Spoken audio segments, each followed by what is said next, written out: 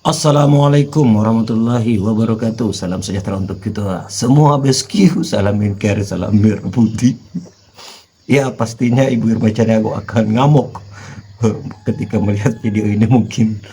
Karena kenapa? Karena ini adalah merupakan video isi sindiran daripada Rocky Gerung dan juga Bambang Tri kepada Mudono dan juga para ternaknya. Bahkan sindiran ini sangat pedas, guys.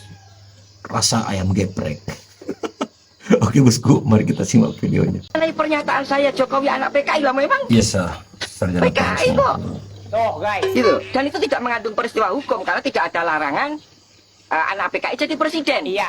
Yang saya tuntut adalah kecermatan administrasi siapa itu. Tapi sekarang masalah sudah bergeser karena saya telusuri semua ijazah dia palsu. Palsu. Ijazah SMA dia itu hasil nyuri dari orang yang namanya Joko Wahyudi. Wahyudi. Nomor induknya 008, nomor seri ijazahnya 0081112. Sampai dihafal ya Itu nomornya. punyanya Joko Wahyudi. Cek Joko di sekolahan, Wahyudi. kalau nggak punyanya Joko Joko Wahyudi, Wahyudi. tembak kepala saya. Gitu. Ngeri. Jokowi itu kelas 1 aja bertelur 2 kali. Waduh. Saksinya namanya Suryo Atmanto, Nah. posisinya sekarang komisaris utama PT Bukit Asam. Mantap. Dia yang menyatakan Jokowi itu teman saya kelas 1 sebangku. Tapi saya lulusnya 83. Iya. Jokowi kok ngaku lulus 80. Berarti Jokowi tidak naik. Mereka Isi materi bintek PDIP. ingat Tapi pesan jangan sekali-kali jas lupa merah. pada pertanyaan. Jangan sekali-sekali melupakan sejarah. Apa maksudnya? Jangan sekali-kali melupakan para pengkhianat. Itu maksudnya. Aku tahu maksudmu Bang Rocky, siapa yang dimaksud? Para pahlawan tidak menginginkan puja-puji. Mereka berkorban tanpa ingin dipuja. Tapi para pengkhianat harus kita ingat terus karena mereka beranak pinak. Sudah mulai. Atau lebih tepatnya beranak dan bermenantu. Saya tahu maksudnya siapa tuh.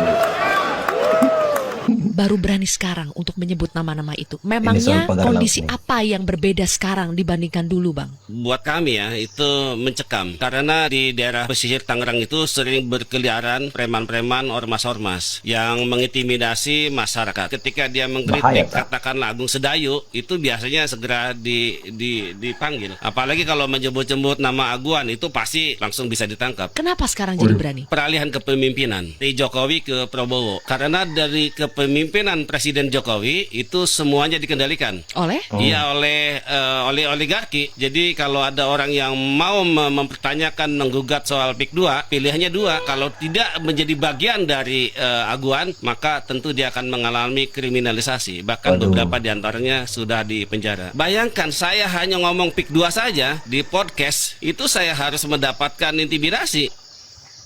Bung Rocky ada satu berita yang Jauh beda Prabowo dengan Pak Semulyono. Prabowo Yang beda tahu jauh Prabowo. kebiasaan beliau itu mengoleksi buku dan membaca bukunya ya, tidak hanya mengoleksinya ya. Jiku Tapi saya juga jauh mengerti dari berita guru-guru. Pak Prabowo mampir ke toko buku yang disebut sebagai langganannya di India itu. Waktu kunjungan ke India ya. Banyak sekali mendapat sorotan di media sosial itu ya.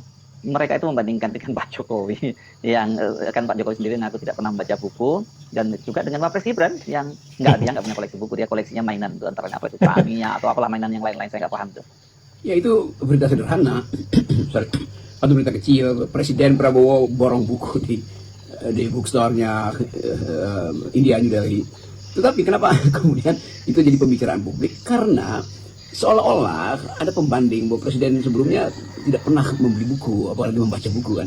Kan itu menunjukkan bahwa ada semacam adab atau standar adab bahwa setiap presiden dia harus tune in dengan recent ideas, dengan ya sebut aja konsep-konsep mutakhir tentang dunia, tentang teknologi, tentang ekonomi, tentang antropologi. Jadi kalau Pak Prabowo membaca buku itu bukan berita, karena di perusahaan dia di Hambalang itu buku semua isinya. Demikian juga Pak SBY kalau pergi ke luar negeri pasti yang pertama kali dia kunjungi toko buku itu, bukan toko mainan itu, Tamiya. Jadi kelihatannya publik mulai melihat ada hal yang ingin ditonjolkan di dalam pemerintahannya itu kapasitas seorang pemimpin negara. No? Jadi Presiden Prabowo pasti pembaca buku itu. Apakah Pak Jokowi pembaca buku? Bukan, karena menurut mereka lebih penting kerja, nggak perlu ada konsep, nggak perlu ada teori, nggak perlu ada gagasan di situ kan. Buku itu sumber gagasan. Semua pemimpin kita membaca buku. Muhammad Hatta itu satu rumah itu adalah isinya buku. Bung Karno istananya itu khusus ada perpustakaan buat presiden tuh. Jadi kita melihat bagaimana sebetulnya apa yang hilang dari peradaban putih kita, yaitu pikiran. Selama 10 tahun ada seseorang yang tidak tahu bahwa semua orang tahu bahwa dia tidak tahu. Itu yang terjadi itu. Kenapa? Karena tidak membaca. Jadi mengandalkan kerja yang terjadi adalah ambruk semua yang dia kerjain kan. Akhirnya semua hal yang sifatnya fisik itu selesai tanpa bekas itu kan tidak menghasilkan konsep tuh. IKN, kereta cepat segala macam itu, utang bertambah, kemampuan untuk mengaktifkan politik luar negeri nggak terjadi. Jadi Presiden Prabowo pada akhirnya tanpa dia sengaja memperlihatkan bahwa dia memang sudah berbeda dari segi kapasitas, dari segi intelektualitas, dan dari segi yang boleh kita sebut penampilan publiknya tuh dengan Pak Jokowi. Nah sementara Pak Jokowi masih menerima tamu di rumahnya di Solo untuk memperlihatkan bahwa dia masih aktif. Jadi aktif menerima tamu itu, dia bukan aktif untuk memajukan kecerdasan publik kan, bukan itu kan. Jadi kita lihat 4 menit Pak Jokowi keluar salam-salaman terus masuk lagi itu. Nanti ada lagi panitia yang mengatur supaya ada yang bertamu di situ supaya kelihatan ada kesibukan. Nah kesibukan presiden itu di Amerika biasanya itu bikin perpustakaan pribadi. Dan Jokowi memang tidak di dalam tradisi itu. Tapi oke, itulah pilihan dari para Mulyonois untuk mengelulukan Pak Jokowi. Dan sekarang Pak Jokowi lagi touring pakai motor gede, sementara Prabowo pasti lagi baca buku tuh. Saya sih nggak terkejut ya, karena memang menarik tuh ketika ada seorang presiden sampai di India, kemudian dia tetap belusukan itu dengan ke toko buku gitu ya. India ini sebagai sebuah negara memang sangat menarik ya, karena dari negara ini kan dikenal sebagai banyak sekali ilmuwan dan bahkan juga penerima hadiah Nobel, banyak sekali juga petinggi dan CEO perusahaan IT dan keuangan di Amerika Serikat yang berasal dari India.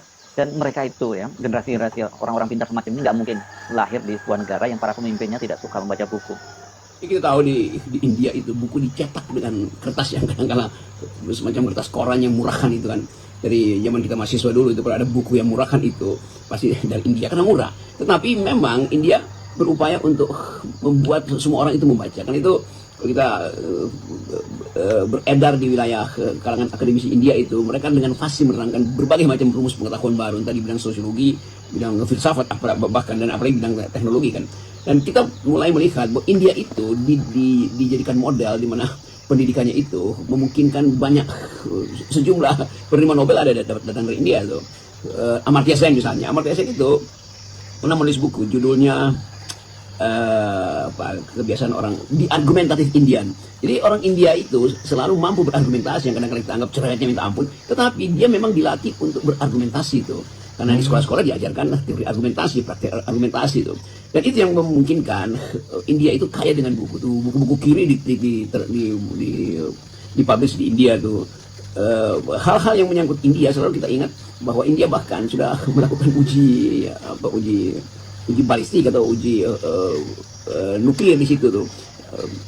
Itu artinya ada kegiatan ilmu pengetahuan di India, dan karena itu buku selalu akan identik dengan negara yang ingin memajukan rakyatnya melalui ilmu pengetahuan. Dan kita di Indonesia, perintah konstitusi justru menerangkan atau menginginkan supaya pemerintah itu meningkatkan kecerdasan, memajukan kehidupan bangsa dengan cara mencerdaskan kehidupan bangsa. Jadi buku itu justru ada perintah konstitusi, membaca buku ada perintah konstitusi itu mencerdaskan kehidupan bangsa. Tapi basar-basarnya Mulyono, basar-basar Mulyono, maksudnya Presiden Jokowi, selalu menganggap ngapain punya konsep, ngapain punya teori. Kalian cuma bisa berteori, yang penting kerja. Bahayanya orang bekerja tanpa teori, itu artinya kayak nyeruduk-nyerudukan parah. Nah, gimana nih para ternak Mulyono, para Max. Apakah kalian tidak tersinggung terkait video-video tersebut? Ya mudah-mudahan saya berharap kalian nonton dan segera bertobat. Itu Om Bantri, mungkin dari ternak Mulyono ada mengatakan dia gila lah, dia inilah sampai di penjara. Kalau dia gila tidak mungkin tersusun gitu bahasanya kan, cara menjelaskannya. Ya wajarlah dalam politik itu ketika ada seorang pemerintah yang ingin dijatuhkan. Ya biasanya kalau di film-film kan, dan itu kan pasti beranjak dari dunia nyata. Kalau ada seorang pemimpin yang terancam begini dibongkar, ya disuruh tangkap tuh. Gitu lah. Oke bosku, saya tunggu komentar kalian. Sampai jumpa di video selanjutnya. Assalamualaikum warahmatullahi wabarakatuh.